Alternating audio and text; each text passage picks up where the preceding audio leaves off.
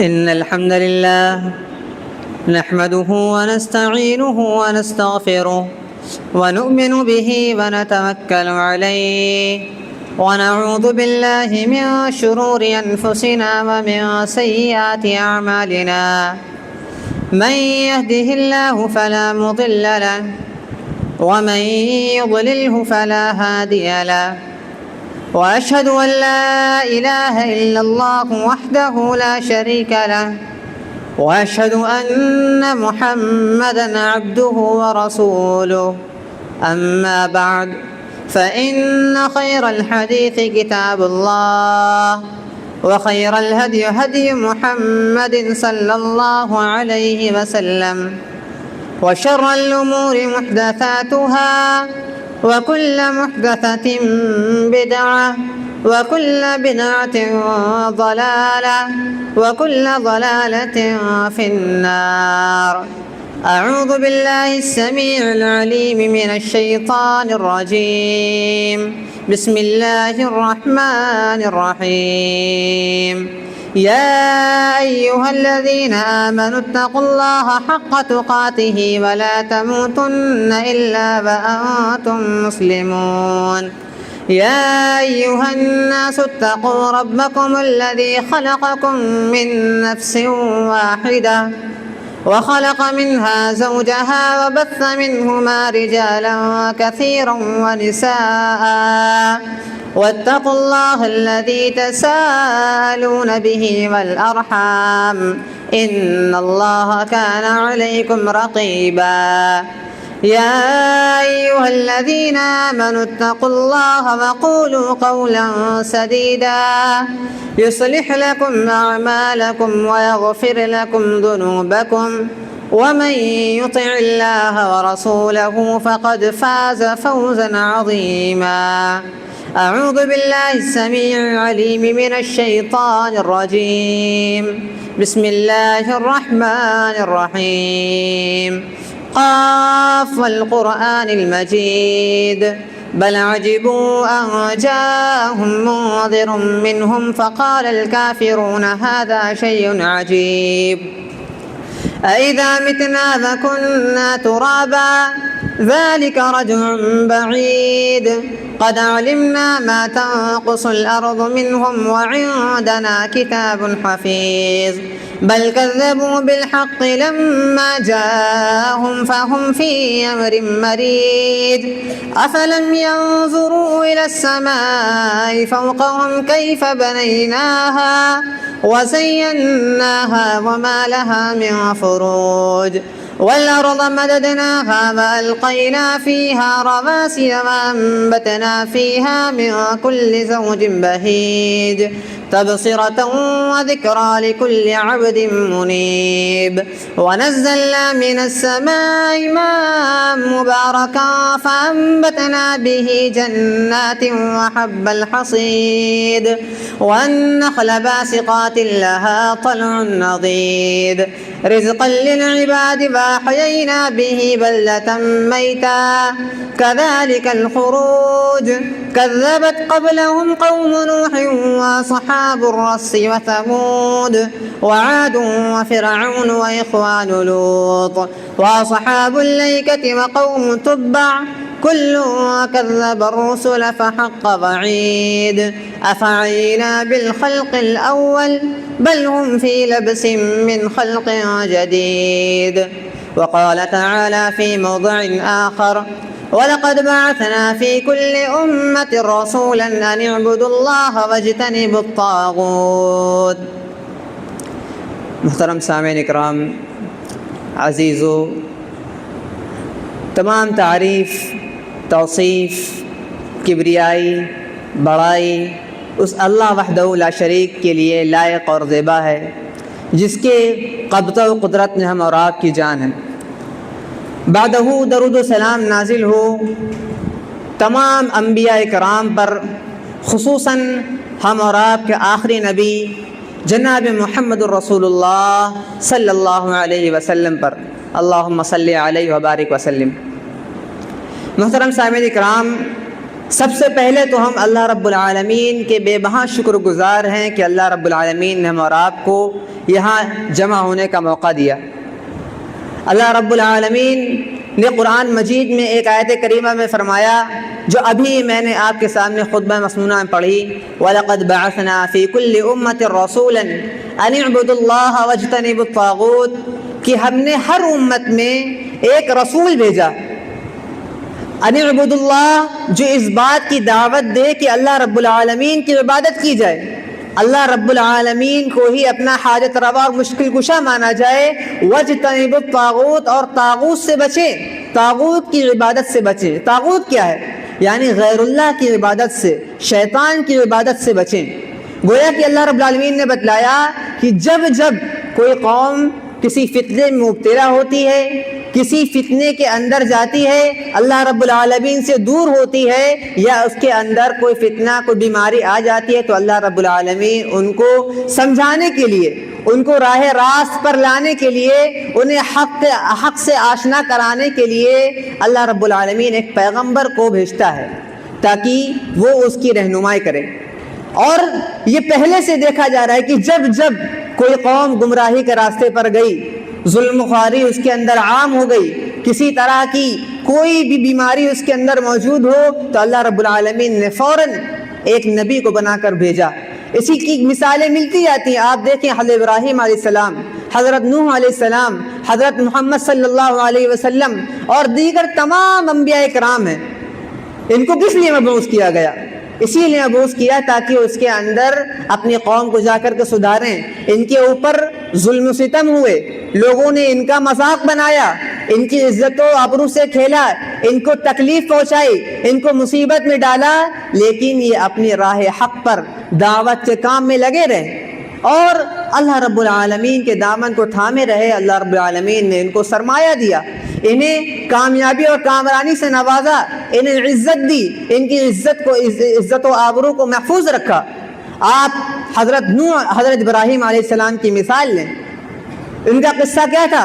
یہ ایک حقیقت پر مبنی ایک بات ہے کہ حضرت ابراہیم علیہ السلام جب ایسے دور میں پیدا ہوئے جہاں پر بت پرستی عام تھی، لوگ اپنے ہاتھ سے بت کو بناتے، اپنے ہاتھ سے مورتیوں کو بناتے اور پھر اسی کی عبادت کرتے، اور ابراہیم علیہ السلام نے بہت کم عمری میں اس عقیدے کو پہچان لیا کہ یہ غلط ہے، اور انہی کے باپ جو تھے آزر، وہ کیا کرتے تھے؟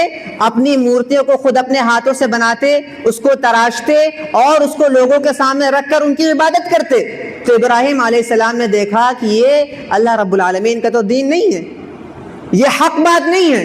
پھر اللہ ابراہیم علیہ السلام حق کی تلاش میں نکلے، اپنے رب کی پہچان کرنے کے لیے نکلے کہ میرا رب کون ہے۔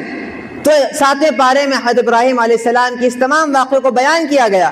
اللہ رب العالمین نے فرمایا فَلَمَّا جَنَّ عَلَيْهِ اللَّيْلُ رَأَىٰ كَوْكَبًا، کہ جب ابراہیم علیہ السلام نے اندھیرے رات میں ایک ستارے کو دیکھا جو اندھیرے رات میں چمک رہا ہے، تو ابراہیم علیہ السلام نے کہا یہ ایک روشنی ہے، اور روشنی ہدایت ہوتی ہے، راستہ ہوتی ہے۔ تو ابراہیم علیہ السلام نے کہا کہ یہ میرا رب ہے، ھذا ربی۔ جب وہ ستارہ ڈوب گیا، وہ ستارہ غائب ہو گیا، تو ابراہیم علیہ السلام نے کیا کہا؟ فلما آفل قال لا احب الافلین، میں اس کی کیسے بات کر سکتا ہوں جو آئے اور غائب ہو جائے، جو ڈوب جائے، جو چلا جائے۔ تو ابراہیم علیہ السلام نے کہا یہ تو میرا رب نہیں ہو سکتا۔ اور آگے چلتے ہیں، فلما راى القمر بازغا قال هذا ربی۔ پھر جب چاند کو دیکھا، اور چاند کو دیکھا تو کہا یہ تو بڑا ہے، اس کے اندر روشنی بھی زیادہ ہے، اس کا مطلب یہ میرا رب ہے۔ لیکن جب وہ بھی ڈوب گیا تو کیا کہا؟ فلما افل قال لئن لم يهدني ربي لأكونن من القوم الظالمین۔ جب وہ ڈوب گیا تو کہا اے میرے رب، اگر تو نے مجھے ہدایت کا راستہ نہیں دکھایا، اگر تو مجھے ہدایت کی راہ نہیں دکھائی تو میں گمراہوں میں سے ہو جاؤں گا، لأكونن من القوم الظالمین۔ پھر آخر میں جب دیکھتے ہیں فلما رأى الشمس بازغة قال هذا ربي هذا اکبر، آخر میں دیکھا کہ یہ سورج نکلا ہے، اتنی زیادہ روشنی، اپنی جسامت میں، اپنی طوالت میں بہت بڑا ہے، اس کا مطلب یہی میرا رب ہے۔ پھر اما افلت قال یا قوم انی بریء مما تشركون، جب وہ بھی ڈوب گئے تو کہا اے میرے قوم میں اس شرک سے بری ہوں۔ انی بریء مما تشركون، تم جن لوگوں کو اپنا مشکل کشا مانتے ہو، جن کو شریک ٹھہراتے ہو، فرمایا کہ میں اس تمام چیزوں سے شریک ہوں۔ اور کیا فرما دیا؟ انی وجہت وجہی للذی فطر السماوات والارض حنیفا وما انا المشرکین، کہ میں اس رب کا رخ کرتا ہوں جو زمین آسمان کا رب ہے، جس نے زمین اور آسمان کو پیدا کیا، حنیفہ یکسو ہو کر، کسی کو اس کے اندر شریک نہ ٹھہرا کر کے، مما تشرکون، اور جن کو تم شریک کرتے ہو ان تمام چیزوں سے بری ہوں۔ گویا کہ اللہ رب العالمین نے ابراہیم علیہ السلام کا واقعہ بتلا کر بتایا کہ یہ توحید کو جاننے والے تھے، توحید کو اپنانے والے تھے، توحید کو ڈھونڈنے والے تھے، اور انہوں نے جب اپنے راہ پر نکلے تو اللہ رب العالمین نے انہیں راہ راست سے نوازا، انہیں اپنا راستہ دکھایا، اور جب توحید کو پا لیا، توحید کو دیکھ لیا، تو اب اس کو پھیلانا بھی تو ہے۔ خالی اگر توحید پا لے، اپنے اندر رکھ لیے تو وہ نہیں ہے، اس کو توحید کو پھیلانا ہے، دوسروں تک اللہ رب العالمین کی دعوت کو، اللہ رب العالمین کے پیغامات کو پہنچانا ہے۔ تو سب سے پہلے حضرت ابراہیم علیہ السلام کھڑے ہوئے، سامنے کون؟ انہی کے والد ہیں، یہاں پر باپ سے مکالمہ کرنا پڑ رہا ہے۔ سب سے پہلے کیا ہے؟ اپنے باپ کو مخاطب کرتے ہوئے کہتے ہیں کہ اذ قال ابراہیم لابیہ آزر اتتخذ اصناما آلیہ، کہ اے ابراہیم، انہوں نے اپنے باپ سے کہا، آزر سے، اتتخذ اصناما آلیہ، کیا ان بتوں کو جنہیں تم اپنے ہاتھ سے بناتے ہو، اپنے ہاتھ سے تراش کر کے بناتے ہو، تم نے انہی کو اپنا معبود بنا لیا؟ اور یہ ظاہر بات نہیں ہے، اگر آپ آج کے دور میں بھی دیکھیں تو اس کی ایک جیتا جاتا عقیدہ موجود ہے کہ لوگ اپنے ہاتھوں سے عمارتوں کو بناتے ہیں، کچھ چیزوں کو جنہیں ہم تعزیہ وغیرہ کہتے ہیں کہ اپنے ہاتھوں سے بناتے ہیں، اس کو تراشتے ہیں، اس کے اوپر اللہ اور رسول کے نام لکھتے ہیں، صحابہ کرام کے نام لکھتے ہیں، اور اسی طرح اس کی عبادت کرنے لگتے ہیں، اسی طرح اس کو اپنا تمام چیزوں کا مشکل کشا سب کچھ سمجھنے لگتے ہیں۔ اور یہی اس کی سیدھی سادی مثال ہے جو ابراہیم علیہ السلام نے اپنے باپ کو بتائی کہ یہ تو جو تم کر رہے ہو یہ غلط کر رہے ہو، اور انداز ہی بتلایا کہ کس طرح اپنے باپ کو سمجھایا۔ فرمایا اللہ رب العالمین نے 16 پارے میں کہ یا ابت لم تعبد ما لا يسمع ولا يبصر ولا يغني عنك شيئا، یہاں پر رب ہونے کا ایک کرائٹیریا بتلا رہے ہیں کہ اگر کوئی شخص دعاؤں کو سننے والا ہے، کوئی شخص دعاؤں کو قبول کرنے والا ہے، کوئی شخص عبادت کا حقدار ہے، تو اس کے اندر یہ چند صفات ہونی چاہیے۔ کیا فرمایا؟ یا ابت لم تعبد ما لا يسمع ولا يبصر، کہ اے میرے پیارے ابا جان، نصیحت کا طریقہ دیکھیے، یہاں پر دعوت و تبلیغ کرنے کا طریقہ بتلایا جا رہا ہے کہ اگر کسی کو آپ بات بتانے جاؤ، کسی کو تبلیغ کرنے جاؤ، کسی کو دین کی بتلانے جاؤ، تو کیا کرو؟ نرم لہجہ، اچھا لہجہ، جس کے اندر اس بات کو پہنچانے کے لیے اس کے دل میں ایک اثر بیٹھ جائے کہ اس نے مجھے اتنے اچھے سے بولا۔ جس طرح ابراہیم علیہ السلام نے اپنے باپ سے کہا یا اباتی، اے میرے پیارے ابا جان، لما تعبدوا ما لا يسمع ولا يبصر، کہ تم کیوں ان کی عبادت کرتے ہو؟ ما لا يسمع، جو سن بھی نہیں سکتے، ولا يبصر، جو نہ دیکھ سکتے ہیں، ولا يغني عنك شيئا، اور نہ ہی کسی چیز پر ایک ایسی حاصل رکھتے ہیں کہ وہ کسی چیز میں تم کو فائدہ پہنچا سکے، نقصان پہنچا سکیں۔ یہی نہیں کہا، پھر بعد میں آگے کہا یا ابت لا تعبد الشیطان، کہ اے میرے ابا جان، لا تعبد الشیطان، شیطان کی عبادت نہ کرنا، شیطان کی عبادت نہ کرنا۔ شیطان کی عبادت کیا ہوئی؟ شیطان نے جس چیز کا حکم دیا اس کو قبول کر لیا، اللہ رب العالمین کو چھوڑ دیا، گویا کہ یہ شیطان کی پرستش ہے۔ تو اللہ رب العالمین نے کہا یا ابت لا تعبد الشیطان، اے میرے ابا جان، شیطان کی عبادت نہ کرنا۔ پھر ایک اور بار فرمایا یا ابت انی اخاف ان یمسک عذاب من الرحمن فتکون للشیطان ولیا۔ پھر ایک اور فرمایا یا ابت انی اخاف، اے میرے ابا جان، میں ڈرتا ہوں ان یمسک عذاب من الرحمن، کہ اگر آپ ایسے ہی ان بتوں کو پوچھتے رہے، ان بتوں کی عبادت کرتے رہے، تو مجھے ڈر ہے کہیں آپ پر ایک عذاب نہ آ جائے اللہ رب العالمین کی طرف سے، رحمان کی طرف سے آپ کو کہیں کوئی عذاب نہ پکڑ لے۔ تو ابراہیم علیہ السلام نے اپنے دعوت و تبلیغ کا انداز ہی اختیار کیا، اور بدلہ کیا ملا؟ بدلے میں کیا ہوا ان کے ساتھ؟ ان کے تمام لوگوں نے انکار ہی نہیں کیا، بلکہ ان کے بعد نے خود دھمکی دی۔ کیا کہا؟ لئن لم تنتہی لارجمنک، اگر تو اس دعوت و تبلیغ سے باز نہ آیا، اگر تو نے میرے بتوں کو بلا بلا کہنا نہیں چھوڑا، لارجمنک، تو میں تم کو رجم کر دوں گا، تم کو ان پتھروں کے ذریعے سے تم کو تباہ کر دوں گا۔ یہی بات سننی تھی کہ ابراہیم علیہ السلام خاموش ہو گئے، اب ابراہیم علیہ السلام نے منہ سے کہہ کر کے جو دعوت و تبلیغ کا انداز اختیار کیا، اب اس کے آگے بڑھنا تھا۔ اب ابراہیم علیہ السلام نے اپنی طاقت کے ذریعے سے اس توحید کو پھیلایا۔ کیا کرا کہ ان کے دور میں لوگ میلوں میں جایا کرتے تھے، تو انہی کے قوم کے تمام لوگ ایک دن اس میلے میں گئے اور تمام بتوں کو، تمام صنم خانوں کو ایسے ہی چھوڑ کر کے چلے گئے۔ ابراہیم علیہ السلام نے کیا کرا جانتے ہیں؟ کہ اس بت خانے میں گئے اور تمام بتوں کو توڑ دیا۔ فرمایا فَجَعَلَهُمْ جُذَاذًا إِلَّا كَبِيرًا لَهُمْ لَعَلَّهُمْ إِلَيْهِ يَرْجِعُونَ، کہ اس نے تمام بتوں کو ٹکڑے ٹکڑے کر دیا، جُذَاذًا إِلَّا كَبِيرًا لَهُمْ لَعَلَّهُمْ إِلَيْهِ يَرْجِعُونَ، سوائے جو سب سے بڑا بت تھا اسی کے کندھے پہ اس کلاڑی کو رکھ دیا اور صرف اسی کو چھوڑ دیا تاکہ یہ لوگ پلٹ کر کے آئیں اور دیکھیں اور پوچھ تاچھ کریں۔ فرمایا کیا ہوا آگے؟ فَجَعَلَهُمْ جُذَاذًا إِلَّا كَبِيرًا لَهُمْ لَعَلَّهُمْ يَرْجِعُونَ قَالُوا مَنْ فَعَلَ هَذَا بِآلِهَتِنَا إِنَّهُمْ لَلظَّالِمِينَ، جب وہ پلٹ کر کے آئے تو کیا کہا؟ یہ کس نے کیا؟ من فعل هذا إنه لمن الظالمين، بے شک وہ تو ظلم بڑا ظالم ہے۔ قالوا سمعنا فتى يذكرهم يقال له ابراہیم، تو اسی کی قوم میں سے ایک شخص نے کہا کہ ہم نے سنا ہے ایک جوان شخص ہے جس کو ابراہیم کہا جاتا ہے، اس نے سنا ہے ایسا کام کیا ہے۔ قالوا فاتوا به على اعين الناس لعلهم يشهدون، تو اس وقت کے بادشاہ نے کہا کہ جاؤ فاتو، اسے لے کر کے آؤ، على اعين الناس لعلهم يشهدون، تاکہ یہ تمام لوگ اس کو دیکھیں، اس کو پہچان لیں۔ گویا کہ ابراہیم علیہ السلام کو لایا گیا اور فرمایا اور کہا قال بل فعل، کہ ابراہیم تم نے یہ کیوں کیا؟ ابراہیم یہ تو نے کیوں کیا، یا کیا یہ تو نے کیا ہے؟ تو کہا کہ کبیرہم ھذا فاسألوہم ان کانوا ینطقون، یہ جو سب سے بڑا والا ہے اس سے پوچھو ان کانوا ینطقون، اگر یہ بول سکتا ہے۔ مطلب کہ وہ جواب بھی نہیں دے سکتا، اور ابراہیم علیہ السلام نے کہا اس سے پوچھو اگر یہ جواب دے سکے۔ فرجعوا الى انفسهم فقالوا انکم انتم الظالمون، تو کہہ دیا، ان کی نگاہیں پلٹ گئی، ان کی نگاہیں شرمسار ہو گئی کہ یہ تو نہ بول سکتے ہیں نہ سن سکتے ہیں۔ پھر جب یہ اس بات کا ہوا تو ابراہیم علیہ السلام کو سزا کے لیے لایا گیا۔ قالوا حرقوه وانصروا آلهتكم ان کنتم فاعلین، ان کو جلانے کے لیے آگ میں ڈال دیا گیا۔ تو گویا کہ پتہ چلا کہ توحید کی دعوت کو ابراہیم علیہ السلام نے چڑھ کر کے بیان کیا، کسی سے دبے نہیں، اور آڑے آنے والا کون؟ انہی کے باپ آزر۔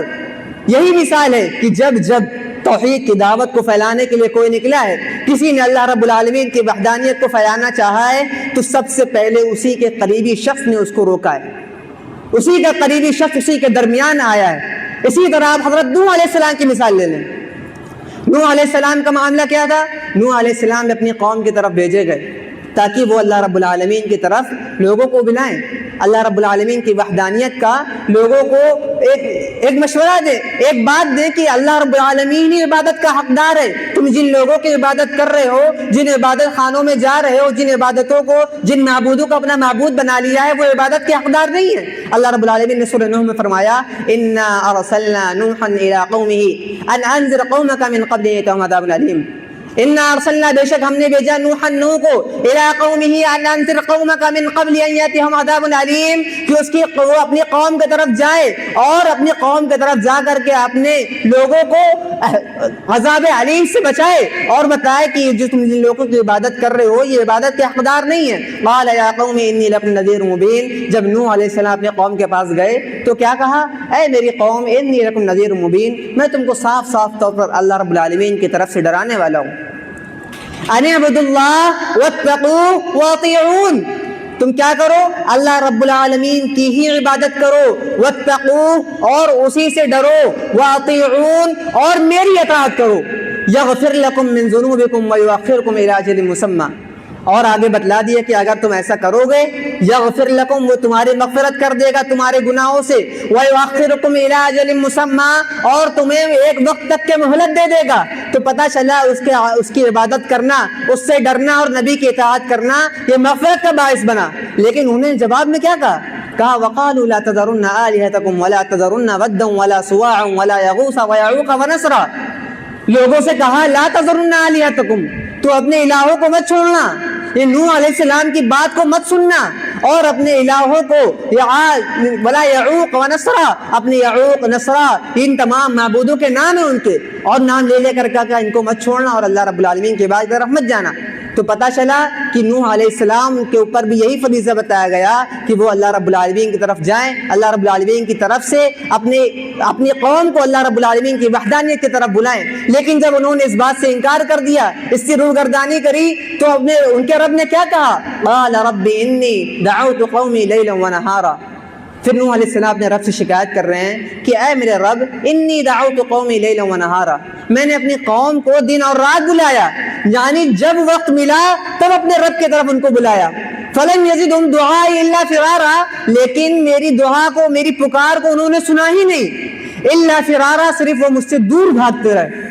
اور ظاہر سی بات یہی ہوتا ہے، آگے اللہ رب العالمین نے فرمایا فَلَمْ يَزِدْهُمْ دُعَائِي إِلَّا فِرَارًا وَإِنِّي كُلَّمَا دَعَوْتُهُمْ لِتَغْفِرَ لَهُمْ جَعَلُوا أَصَابِعَهُمْ فِي آذَانِهِمْ وَاسْتَغْشَوْا ثِيَابَهُمْ وَأَصَرُّوا وَاسْتَكْبَرُوا اسْتِكْبَارًا، اور جب میں نے ان کو پکارا لِتَغْفِرَ لَهُمْ، تاکہ ان کی مغفرت ہو جائے، جَعَلُوا أَصَابِعَهُمْ، وہ اپنی انگلیوں کو اپنے کانوں میں ڈال لیتے، وَاسْتَغْشَوْا ثِيَابَهُمْ، اور اپنے اوپر کپڑوں کو اوڑھ لیتے، وَاسْتَغْشَوْا ثِيَابَهُمْ وَأَصَرُّوا وَاسْتَكْبَرُوا اسْتِكْبَارًا، اور تکبر کے ساتھ مڑ جاتے، تکبر کے ساتھ اب میری باتوں کو نہ سنتے۔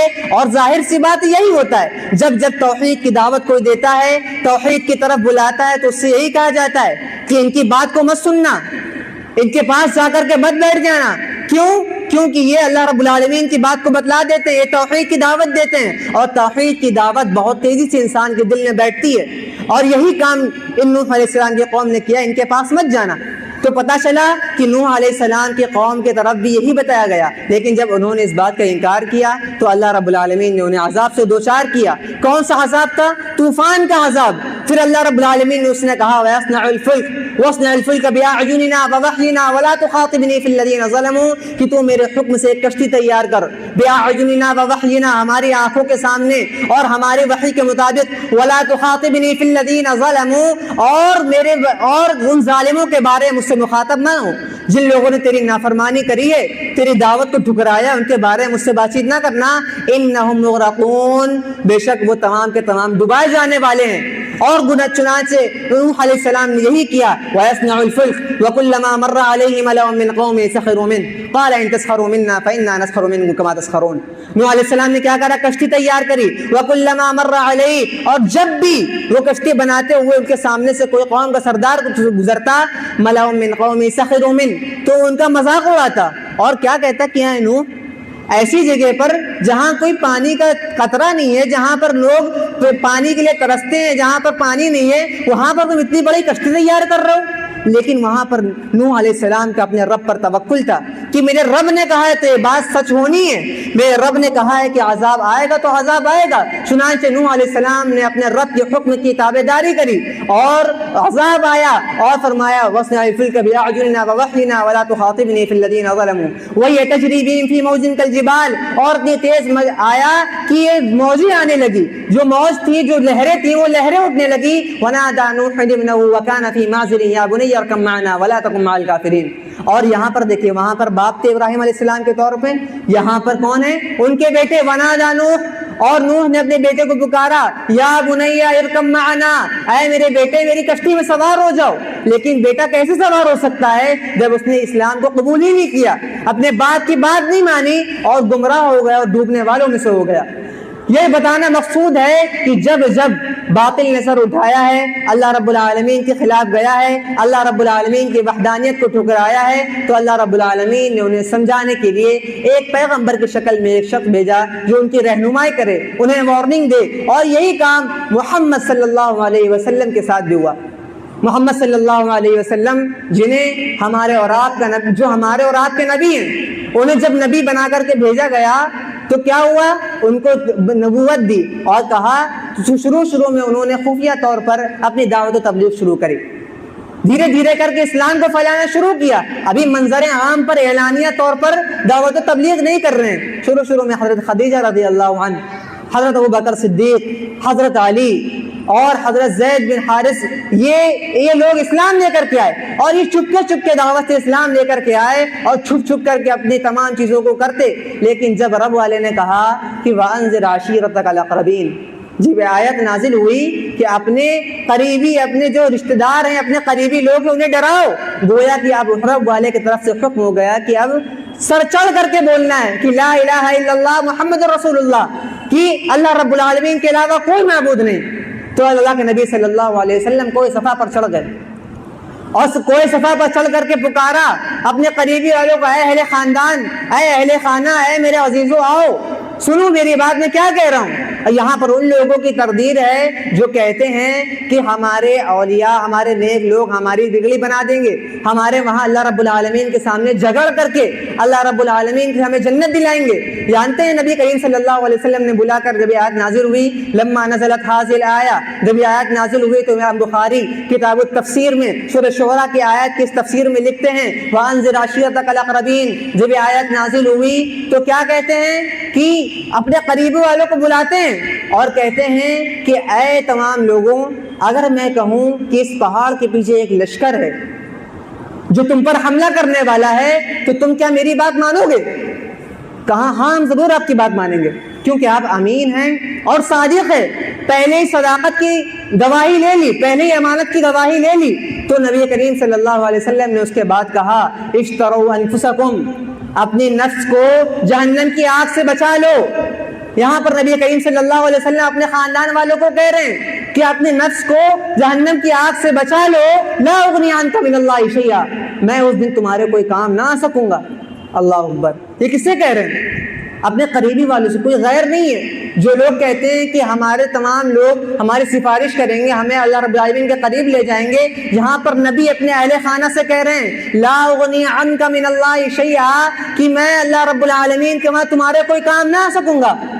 تو تمام لوگ، اور نبی کریم صلی اللہ علیہ وسلم نے کہا قولوا لا الہ الا اللہ تفلحون، کہہ دو کہ لا الہ الا اللہ، اللہ رب العالمین کے علاوہ کوئی معبود نہیں، تفلحون، اور کامیاب ہو جاؤ۔ گویا کی کامیابی کا راستہ لا الہ الا اللہ ہے، اللہ رب العالمین کے علاوہ کوئی معبود نہیں کہنے میں ہی توحید ہے۔ اور آپ یہ نہ سمجھیں کہ کفار مکہ جو تھے وہ کیا کرتے تھے، تو اللہ رب العالمین کے علاوہ کسی اور کو اپنا معبود بناتے تھے، کسی اور کو رب مانتے تھے۔ نہیں میرے بھائیو، ہرگز ایسا نہیں ہے۔ ان کا بھی نام عبداللہ ہوتا تھا۔ عبداللہ کا مطلب اللہ کا بندہ، عبد الرحمن، رحمان کا بندہ۔ گویا کہ وہ اپنے آپ کو مسلمان کہتے تھے، وہ بھی مسلمان تھے، لیکن اللہ رب العالمین کے ساتھ کسی اور کو شریک بھی کرتے تھے۔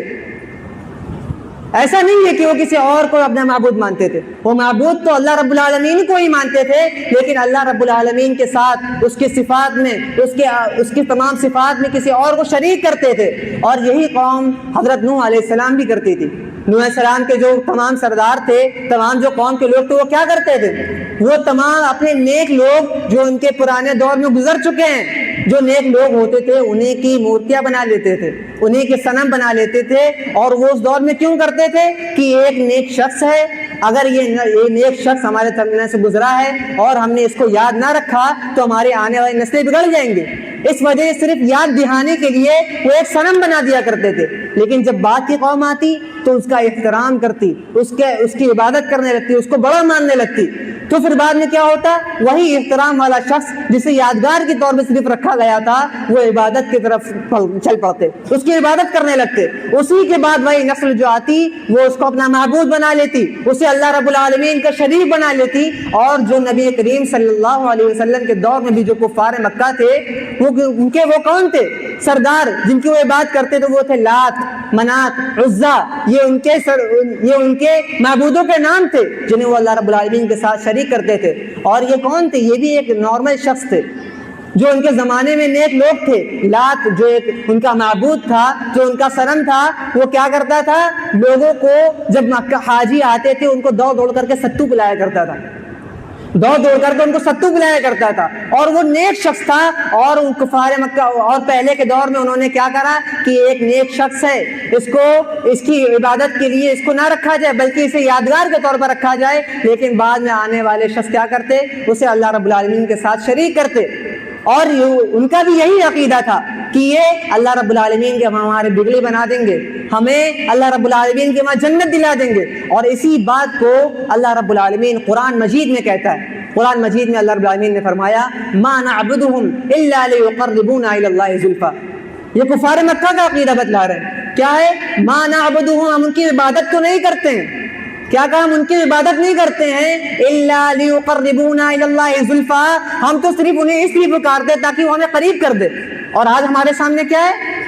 یہ کفار مکہ کا عقیدہ بتلایا کہ یہ ان کا عقیدہ تھا، یہ ان کا خراب عقیدہ تھا، اور آج ہمارا کیا ہے؟ ہم عبادت تو نہیں کرتے، ہم تو سامنے سے نہیں کہتے کہ ہم ان کی عبادت کر رہے ہیں، لیکن ہم انہیں صرف اس لیے سمجھتے ہیں کہ وہ ہمیں اللہ رب العالمین کے قریب کر دیں گے۔ تو بتانے کا مقصد یہی ہے کہ جب جب باطل نے سر اٹھایا ہے، اللہ رب العالمین نے ایک نبی بنا کر کے بھیجا، اور نبی بنانے کا مقصد یہی تھا کہ وہ لوگوں کو راہ راست پر لے کے آئے، راہ حق سے روشناس کرائے۔ لیکن اب ایک سوال یہ پیدا ہوتا ہے کہ اب نبوت تو ختم ہو گئی، اب نبوت کا سلسلہ ختم ہو گیا، اب کوئی نبی آنے والا نہیں ہے۔ ہمارا اور آپ کا عقیدہ ہے ہم سب کے آخری نبی جناب محمد رسول اللہ صلی اللہ علیہ وسلم ہے، اس کے بعد کوئی نبی آنے والا نہیں ہے۔ تو اب یہ جو نبیوں کا کام تھا، جو رہنمائی کا راستہ تھا، جو اللہ کے نبی صلی اللہ علیہ وسلم اور دیگر تمام انبیاء کا مشن تھا، ان کو کون نبھائے گا، کون اس پر عمل کرے گا؟ اس کا جواب خود نبی کریم صلی اللہ علیہ وسلم نے اپنی حدیث مبارکہ میں دیا۔ کیا جواب دیا؟ العلماء ورثۃ الانبیاء، یہ جو علماء ہیں یہ انبیاء کے وارث ہیں۔ وارث کا مطلب کیا ہوتا ہے کہ ایک باپ، مان لیجئے کوئی شخص کا انتقال ہو گیا، کوئی شخص دنیا سے گزر گیا، اس کے پاس بہت سارا مال تھا، اس کے پاس بہت ساری جائیداد تھی، بہت سارا پیسہ تھا، گاڑی تھی، بنگلہ تھا، یہ تمام چیزیں تھیں۔ جب وہ مر جاتا ہے تو اس کی اولاد میں، دیگر اس کے جانشین، اس کے رشتہ دار میں وہ چیزیں تقسیم کی جاتی ہیں، اور وہ کون ہوتے ہیں؟ وارث ہوتے ہیں اس کے۔ اسی طرح العلماء ورثۃ الانبیاء، علماء کو انبیاء کا وارث بتلایا۔ کیوں بتلایا؟ کہ یہ نبی کا ترکہ لے لیں، نبی نے جو مال چھوڑ کر گئے وہ لے لیں؟ نہیں میرے بھائیو، نبی نے مال چھوڑ کر کے نہیں گئے، نبی جائیداد چھوڑ کر کے نہیں گئے، نبی چھوڑ کر کے گئے تو اللہ رب العالمین کی شریعت کو، اللہ کے نبی کی سنت کو چھوڑ کر کے گئے ہیں۔ تو پتہ چلا کہ یہ جو مشن ہے یہ علماء کا مشن ہے، اسے علماء اٹھانے والے ہیں۔ اب ایک سوال یہی پیدا ہوتا ہے کہ ہر شخص جو اپنے آپ کو عالم کہے، ہر شخص جو قرآن لے کر کے بیٹھ جائے، اپنے آپ کو عالم کہنے لگے، کیا اس کو عالم مان لیا جائے گا؟ یہ بھی ایک مسئلہ ہے، آج بہت تیزی سے فتنہ پھیل رہا ہے۔ تو بتلایا گیا کہ جو بھی شخص قرآن لے کر کے بیٹھ جائے اور اپنی منمانی سے قرآن کی تفسیر کرے، اپنی منمانی سے جو چاہے قرآن کی آیات کا ترجمہ نکالے، اپنی آیات سے جو من چاہیے حدیث کا ترجمہ نکالے، مفہوم نکالے، تو ایسے شخص کو عالم نہیں کہا جائے گا، ایسا شخص جاہل ہے۔ ایسے شخص سے قرآن اور حدیث کا علم نہیں لینا چاہیے، علم اسی شخص سے لینا چاہیے جو اللہ رب العالمین کی شریعت کا، اللہ کے نبی صلی اللہ علیہ وسلم کی احادیث کا سلف کے طریقے سے نکالے، منہج سلف سے نکالے۔ اب منہج سلف کیا ہے؟ منہج سلف آپ بہت ساری تقاریر میں سنتے ہوں گے، منہج سلف صالحین، اس کا مطلب کیا ہے؟ بہت سے لوگوں کو نہیں پتا ہوگا۔ تو منہج کہتے ہیں نہج ینہجو، جس کا مطلب ہوتا ہے راستہ، شاہ راہ، سڑک، سیدھی راستہ۔ اور سلف کس کو کہتے ہیں؟ گزرے ہوئے لوگ جو پہلے کے دور میں گزر چکے ہیں، انہیں کہتے ہیں سلف۔ اور وہ کون ہے؟ گزرے ہوئے لوگوں سے کون مراد ہے؟ تمام لوگ جو گزر چکے ہیں۔ سلف صالحین جو نیک لوگ تمام گزر چکے ہیں، ان سے سب سے علم لیا جائے گا؟ نہیں میرے بھائیو، اس کا بھی جواب اللہ کے نبی صلی اللہ علیہ وسلم نے دیا، خیر الناس قرنی ثم الذین یلونہم ثم الذین یلونہم، کہ یہ جو میرے بعد جو زمانہ ہوگا، جو میرا زمانہ ہے، یعنی صحابہ اکرام کا زمانہ، جو صحابہ اکرام کا زمانہ ہے وہ سب سے بہتر زمانہ ہے۔ کیوں زمانہ سب سے بہتر؟ کیونکہ انہوں نے نبی کریم صلی اللہ علیہ وسلم کو عمل کرتے ہوئے دیکھا، نبی کریم صلی اللہ علیہ وسلم کو اپنی آنکھوں سے دیکھا، وحی کو اترتے ہوئے دیکھا، نبی کریم صلی اللہ علیہ وسلم کے درس میں بیٹھے، کہیں غلطی کرے تو نبی کریم صلی اللہ علیہ وسلم نے روک دیا۔ تیسری وجہ سے نبی کریم صلی اللہ علیہ وسلم نے بتلایا کہ یہ جو سب سے بہتر زمانہ ہے یہ میرے صحابہ اکرام کا زمانہ ہے۔ ثم الذین یلونہم، جو اس کے بعد کا زمانہ ہے وہ اس کے جو سب سے بہتر زمانہ ہے صحابہ اکرام کا، اور اس کے بعد کا جو زمانہ ہے وہ اس سے کم بہتر ہے، یعنی دوسرے نمبر پہ جو سب سے بہتر زمانہ ہے وہ کون سا زمانہ ہے؟ تابعین کا۔ تابعین کون ہوتے ہیں؟ جنہوں نے صحابہ اکرام کو ایمان کی حالت میں دیکھا اور ایمان کی حالت میں وفات پائی، ایسے لوگوں کو تابعی کہتے ہیں۔ یہ دوسرے نمبر سے بہتر زمانہ ہے۔ اور تیسرا زمانہ جو سب سے بہتر ہے، جو سب سے تیسرے نمبر پہ آتا ہے، وہ کون سا زمانہ ہے؟ تبع تابعین۔ وہ کون ہوتے ہیں؟ جنہوں نے ایمان کی حالت میں صحابہ کے دیکھے ہوئے کو دیکھا، یعنی تابعین کو دیکھا، وہ لوگ سب سے بہتر لوگ ہیں۔ تیسرے نمبر پہ یعنی سب سے بہتر زمانہ صحابہ کرام کا، اس کے بعد کا زمانہ تابعی کا، اس کے بعد کا زمانہ تبع تابعی کا، انہیں بولتے ہیں سلف صالحین، گزرے ہوئے لوگ۔ سلف سے مراد یہی لوگ ہیں۔ اب یہ تمام چیزیں آپ کے سامنے موجود ہیں کہ ہمیں اور آپ کو بات کس کی قبول کرنی ہے، علماء میں کس کو علماء کہنا ہے، جو صحابہ کرام کی تفاسیر، صحابہ کرام نبی کریم صلی اللہ علیہ وسلم کی احادیث مبارکہ کو، قرآن مجید کو صحابہ کرام کے طریقے سے دیکھے، سلف صالحین کے طریقے سے تفسیر کرے، جس طرح صحابہ کرام نے کر کے دکھایا اسی طرح لوگوں کے سامنے اس کو بیان کرے۔ لیکن آج ہمارے سامنے اس کی کئی سارے فتنے موجود ہیں۔ دو فتنے جو بہت تیزی سے ہمارے سامنے پھیل رہے ہیں، ایک فتنہ تو بہت پہلے سے، ایک فتنہ یہ ہے کہ ہم اور آپ کے اندر بہت بڑی غلط فہمی ہے کہ ہم اور آپ اپنے عالم کو یا اپنے امام کو سب سے بہتر سمجھتے ہیں۔ کیا سمجھتے ہیں کہ یہ جو انہوں نے کہہ دیا وہی حق ہے، وہی سچ ہے، اس کی جانچ پڑتال نہیں کرتے، اس کو کھنگالتے نہیں ہیں اور اس کا حوالہ نہیں مانتے کہ حدیث میں قرآن میں کہاں ہے۔ اور اسی وجہ سے وہ لوگ گمراہی کا شکار ہوتے جاتے ہیں، کیونکہ جو عالم ان کو بتاتا ہے اس پر قبول کرتے ہیں، جس کو حرام بتا دیتا ہے اس کو حرام سمجھ لیتے ہیں، جس کو حلال بتاتا ہے اسے حلال سمجھ لیتے ہیں۔ اور اسی کے بارے میں حدیث مبارکہ میں نبی کریم صلی اللہ علیہ وسلم نے بتلایا کہ عدی بن حاتم، یہ ایک صحابی ہیں، یہ نبی کریم صلی اللہ علیہ وسلم کے پاس آتے ہیں اور ان کے گلے میں ایک سلیب پڑی ہوتی ہے۔ تو نبی کریم صلی اللہ علیہ وسلم نے کہا اس سلیب کو نکال کر پھینک دو، اس بت کو نکال کر کے پھینک دو، اور فرمایا اتخذوا احبارهم ورهبانهم اربابا من دون الله والمسيح ابن مریم۔ یہ اور کیا کرا کہ یہ جو پرانے زمانے کے لوگ ہیں، جو رہبان ہیں، احبار ہیں، یعنی یہودی اور نصرانی کے امام، انہوں نے اللہ رب العالمین کے علاوہ ان کو امام بنا لیا، ان کو معبود بنا لیا۔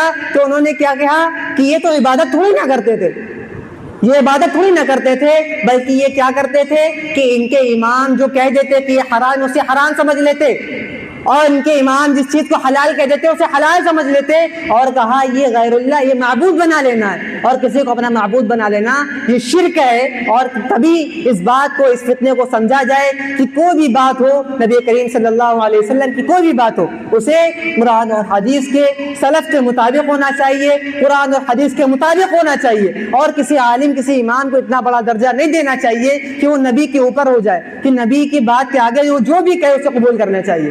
اسی طرح دوسرا فتنہ جو ہے ہمارے سامنے وہ بردرز کا فتنہ ہے، جو علماء کے درمیان، ہمارے نوجوان نسل کے درمیان بہت تیزی سے پھیل رہا ہے۔ بردرز کس کو کہتے ہیں؟ جو ہمارے سامنے جدید دور میں سوشل میڈیا پر مائک لگا کر کے بیٹھ جاتے ہیں، ان کے پاس نہ قرآن کا صحیح علم ہوتا ہے، نہ قرآن کو صحیح پڑھ پاتے ہیں، نہ قرآن کا ترجمہ کر پاتے ہیں صحیح سے، بلکہ وہ کچھ پڑھے ہی نہیں ہوتے ہیں، اور اپنی عقل سے، اپنی فہم سے قرآن کا ترجمہ کرتے ہیں، احادیث مبارکہ کو بیان کرتے ہیں، اور کیا کہتے ہیں، اور ان کا سب سے بڑا پروپیگنڈا یہ ہوتا ہے کہ علماء سے دور رہنا، علماء کے بارے میں بری باتیں بیان کرتے ہیں، ان کے بارے میں کہتے ہیں ان سے دور رہو، یہ بکاؤ ہیں، یہ حکومت کے محتاج ہیں، یہ حکومت کے ایجنٹ ہے، گویا کہ علماء کے بارے میں بدگمانیاں پھیلا دیتے ہیں۔ اور جو نوجوان شخص ہوتا ہے، جو نئے عمر کا شخص ہوتا ہے، وہ ان کی باتوں میں آنے لگتا ہے، ان کی باتوں کو سمجھنے لگتا ہے، اور اسی بات کو حدیث مبارکہ میں نبی کریم صلی اللہ علیہ وسلم نے بتلایا کہ تم میں سے ایک قوم ایسی نکلے گی، سیخرجون من قوم، تم میں سے ایک قوم ایسی نکلے گی جو نیک کام، بہت نیک کام کرتی ہوگی، عبادتوں میں بہت آگے ہوگی، بہت اچھے سے عبادت کرتے ہوگی، قرآن کو اس طرح پڑھتے ہوگی جیسے تم نے اس سے پہلے سنا ہی نہیں، لیکن وہ قوم دین اسلام سے اس طرح نکل جائے گی جیسے ایک تیر کمان سے نکلتا ہے۔ کس وجہ سے؟ عبادت تو اچھے سے کر رہے ہیں، قرآن بھی پڑھ رہے ہیں، تمام عبادات کر رہے ہیں، لیکن وہ قوم صحابہ کرام کے فہم کے مطابق، صحابہ کرام کی سنت کے مطابق عمل نہیں کرتی تھی، عبادت تو کرتی تھی، کوئی بھی فرقہ نکلتا ہے تو وہ زنا یا شراب خوری کی دعوت نہیں دیتا، وہ اچھی بات کا دعوت دیتا ہے، اچھی ہی بات کو بتلاتا ہے، لیکن طریقہ اس کا غلط ہوتا ہے۔ اور ہمارے اور آپ کے سامنے یہ فتنہ بڑی تیزی سے پھیل رہا ہے۔ آج ہمارے اور آپ کے سامنے علماء کی اہمیت چلی گئی ہے، اور آج لوگ ان بردرز کے سامنے جاتے ہیں اور اپنی باتوں کو بیان کرتے اور ان سے فتوے لیتے ہیں، جبکہ یہ کچھ پڑھے ہی نہیں ہے، انہیں کسی چیز کا شعور ہی نہیں ہے، اور علماء کے بارے میں بدگمانیاں بیان کرتے ہیں، اور انہی کی فتنے میں آ کر آج لوگ اپنا عقیدہ پر بات کر بیٹھتے ہیں، حدیثوں کے انکار تک پہنچ جاتے ہیں، صحابہ اکرام سے بغض و عداوت رکھنے لگتے ہیں۔ یہ تمام چیزیں انہی لوگوں کے فتنے کے شکار میں آتی ہیں۔ آپ مظاہرہ کر لیں کہ جتنے بھی ایسے لوگ پائے جائیں گے حدیث کے منکر اگر ہوں گے تو انہی لوگوں کی وجہ سے ہوں گے. علماء سے دوری ہوگی اور قریب کس سے ہوں گے؟ غیر عالم کے قریب ہوں گے. کسی سے صحابہ سے بغض رکھنے والے ہوں گے تو علماء سے دوری ہوگی اور غیر عالم کے قریب ہوں گے. تو میرے بھائیوں یہ علم اتنی آسان اتنی سستی چیز نہیں ہے کہ آپ تمام لوگوں سے اس علم کو لے لیں. یہ علم نبی کریم صلی اللہ علیہ وسلم کی دین ہے. نبی کریم صلی اللہ علیہ وسلم کی حدیث مبارکہ ہے کہ آپ کسی سے بھی چل کے وہ لے لیں گے. اس کا ایک کرائٹیریا، اس کا ایک پیمانہ ہے. جو شخص صحابہ کرام کے فہم کے مطابق، نبی کی سنت کے مطابق، نبی کی سنت پر عمل کرتے ہوئے اس علم کو ہم کو دے گا، مجھ سے لے لیں گے. اور اگر لاکھ کوئی بات کہے، لاکھ کوئی بات بتلائے کہ یہ حدیث ہے، یہ قرآن ہے، لیکن اس کا طریقہ صحابہ کرام کے مطابق نہیں ہے، تو وہ طریقہ چاہے وہ جتنی بات کہلا دے وہ بات ہم قبول کرنے والے نہیں ہیں. اسی لیے میرے بھائیوں، ہم اور آپ علماء کرام کے قریب ہوں. آج ہمارے سامنے دھیرے دھیرے کر کے علماء کرام جاتے جا رہے ہیں، سلف جاتے جا رہے ہیں. آپ دیکھ لیں کہ ابھی جدید دور ہمارے سامنے ایک بہت بڑی شخصیت علامہ ربیع مدخلی رحمہ اللہ، جن کی اتنی خدمات ہیں، جنہوں نے ایسے دور اپنا سر اٹھایا جب اخوانیت عروج پر تھی، جب لوگ یہ جماعت اسلامی مودودیت اور یہ تمام چیزیں ایک دم عروج پر تھی، اس وقت یہ شیخ ربیع مدخلی رحمہ اللہ، جن کی وفات ہوئے، ایسے دور میں اپنا سر اٹھایا اور لوگوں کے سامنے حق کو بیان کیا. اور میرے استاد بتاتے ہیں کہ جب میں مدینہ منورہ ان کے پاس گیا تو یہ اتنے فکر مند ہوتے تھے نیک کام کو کرنے کے لیے، نیک لوگوں کے بارے میں اتنے فکر مند ہوتے تھے کہ وہ ایک ایک سے کارگزاری کرتے اور تمام جگہوں کے دورے کو، تمام جگہ کے اہل عرب ہوں یا اہل غیر عرب ہوں، تمام لوگوں کو اپنے نظروں میں رکھتے کہ کون سلف ہے، کون صحابہ کرام کے فہم کے مطابق دین پھیلا رہا ہے، کون نہیں پھیلا رہا ہے. اور نام لے لے کر کے بتاتے کہ یہ صحابہ کرام کے فہم کے مطابق اور یہ صحابہ کرام کے فہم کے مطابق نہیں ہے. تو ہمارے سامنے سے علماء دور ہوتے جا رہے ہیں اور ہم تمام لوگ دھیرے دھیرے کر کے علماء سے قریب ہونے کے بجائے علماء سے دور ہوتے جا رہے ہیں اور علم کا ذریعہ کسی اور کو بنا لیا ہے. تو میرے بھائیوں، جدید دور میں چند فتنے ہیں جو ہمارے سامنے بہت تیزی سے پھیل رہے ہیں اور قیامت کی نشانیوں میں سے ایک نشانی یہ بھی ہے کہ علم کا اٹھ جانا. اور یہ ہمارے سامنے بڑی تیزی سے ہو رہا ہے کہ بڑے بڑے ائمہ، بڑے بڑے صلحاء جو ہمارے سامنے سے اٹھتے جا رہے ہیں اور ہم اور آپ دین سے قریب ہوتے، دین سے دور ہوتے جا رہے ہیں اور اہل دنیا کی طرف مائل ہوتے جا رہے ہیں. تو ہمیں اور آپ کو ان تمام چیزوں پر غور کرنا چاہیے. اللہ رب العالمین سے دعا ہے کہ اللہ رب العالمین ہم اور آپ کو دین اسلام پر سمجھ کر عمل کرنا بنائے. اللہ رب العالمین سے دعا ہے کہ اللہ رب العالمین ہم اور آپ کو صحابہ کرام کے فہم کے مطابق قرآن و حدیث کو ترجمہ سمجھنے والا بنائے. آمین. واخر دعوانا الحمد للہ رب العالمین. السلام علیکم ورحمۃ اللہ وبرکاتہ.